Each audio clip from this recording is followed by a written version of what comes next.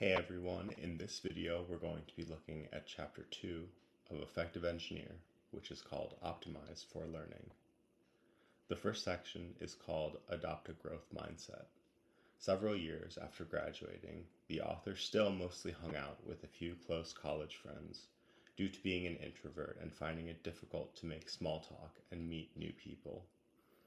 However, he realized that avoiding social events wasn't helpful in meeting new people and decided to say yes to every social engagement he was invited to for a year. Despite some awkward initial conversations and forced small talk, he persisted and ultimately made great new friends and contacts while leaving his comfort zone. This story illustrates the power of the right mindset when it comes to any skill, including engineering.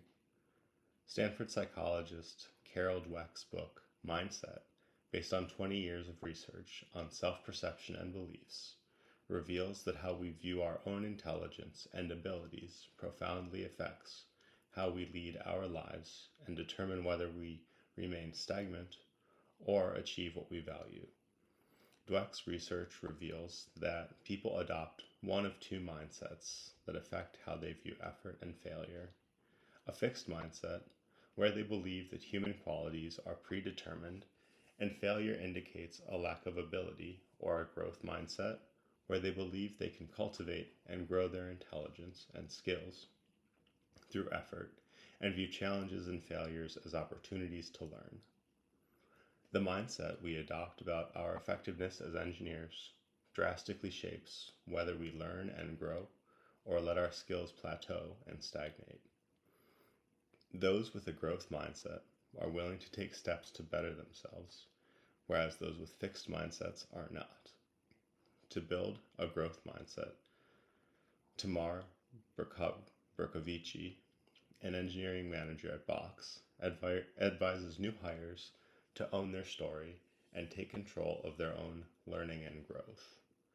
Despite not having much full-time web development experience, Berkovici adopted a growth mindset and worked hard to become a staff engineer and manager at Box, illustrating that effort and determination can overcome preconceptions and fixed mindsets. The next section is called Invest in Your Rate of Learning. The author discusses the concept of compounding and how it applies not only to financial investments, but also to personal learning and growth. The author explains that compounding leads to exponential growth, and that the earlier one starts compounding, the faster they can reap its benefits. Even small differences in interest rates or learning rates can make a significant difference in the long run. He emphasizes the importance of optimizing for learning, just like optimizing your investments, and treating oneself like a startup, prioritizing learning over profitability. Continuous iteration and pursuing growth and learning are essential to achieving long-term success. The author provides examples from LinkedIn and Zappos, highlighting their emphasis on learning and continuous improvement. The section encourages readers to invest their time in activities with the highest learning rate and to aim to improve themselves by 1% each day. By doing so, you can develop the skills and knowledge to make use of future opportunities, just like how mutual funds and bank accounts build financial capital. In the rest of the chapter, the author provides concrete examples of how to improve oneself by 1% every day. By the way, the most important takeaway I can give you from this chapter or this book is that to succeed, you have to work hard and smart consistently for an extended period of time. There is no life hack or shortcut. This book, and I by extension, will tell you how to work smart, but you have to put in the effort day in and day out every single day if you want to see positive results.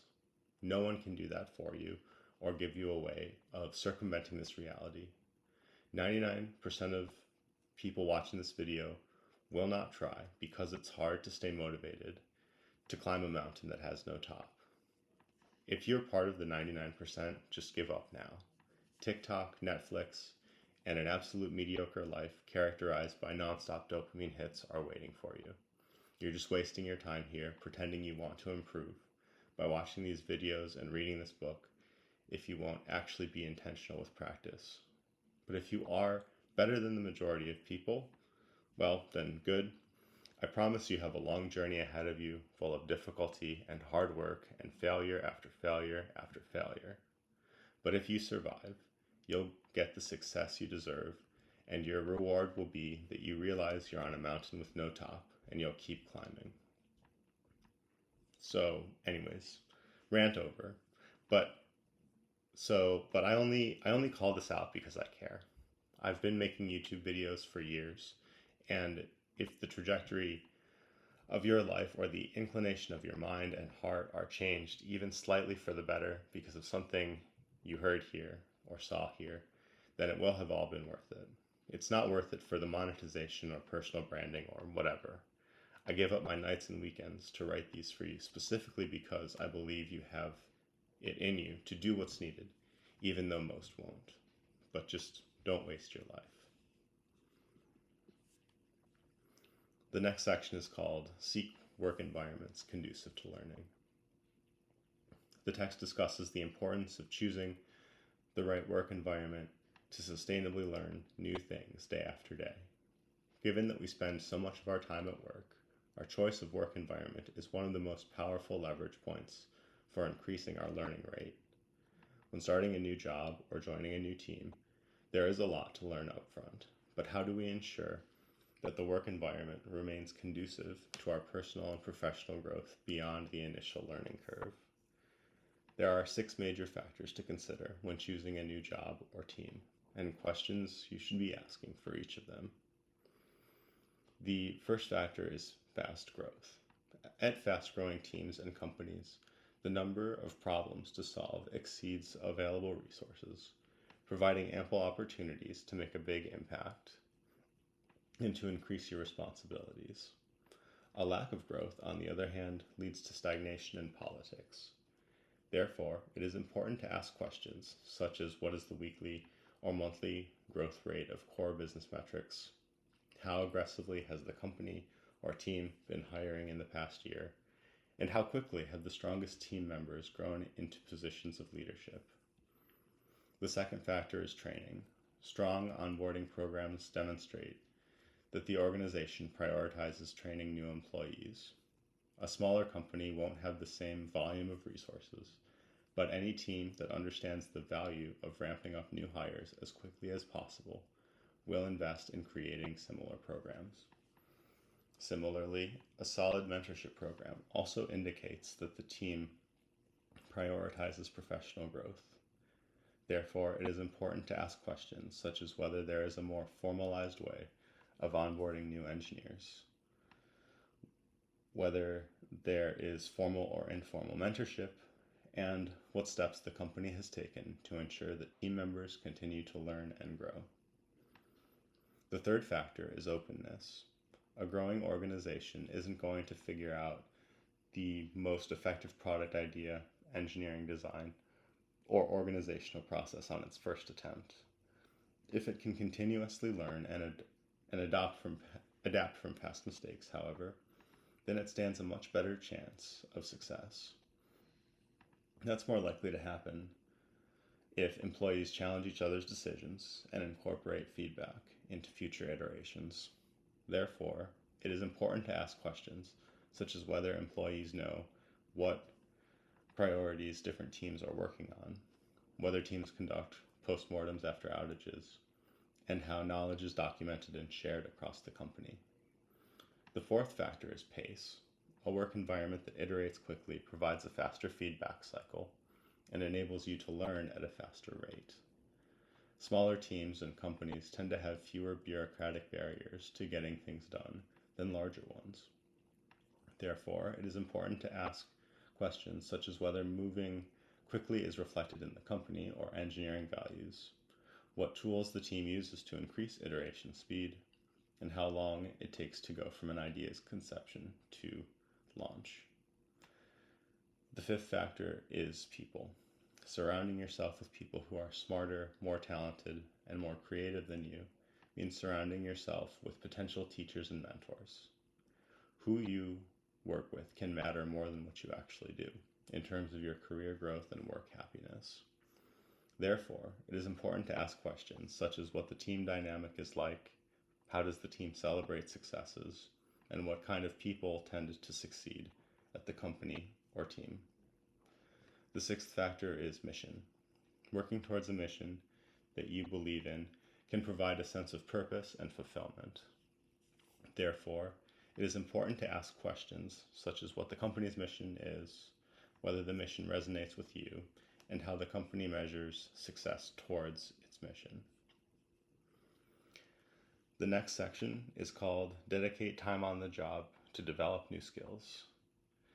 It discusses the common experience of feeling overwhelmed by work and falling behind on tasks, especially when starting a new job. To address this issue, the author recommends adopting the concept of 20% time, originally pioneered by Google, where engineers spend 1 day a week on a side project to improve the company. Instead of dedicating a full day, the author suggests breaking up the time into smaller daily chunks to develop skills and invest in personal growth. The author emphasizes the importance of using this time to gain a deeper understanding of core disciplines and adjacent fields related to one's role.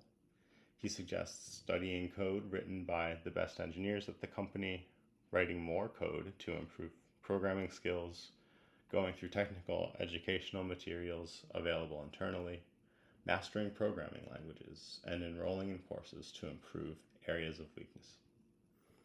Other suggestions include seeking feedback from harsh critics and participation in design discussions of projects of interest. The author also recommends working on a diversity of projects to gain exposure to different problems and skills, which research on learning suggests is more effective. The next section is called Always Be Learning. It discusses the importance of continuous learning and personal growth outside of the workplace. While it's important to focus on developing skills related to your profession, there are numerous benefits to learning and honing skills in other areas of interest, such as music, art, sports, writing, or crafts. Even if these skills don't directly translate to a professional benefit, adopting a growth mindset towards them can make us better learners and more willing to step out of our comfort zone, which is a high leverage investment. The author provides 10 starting points to inspire a habit of learning outside of the workplace.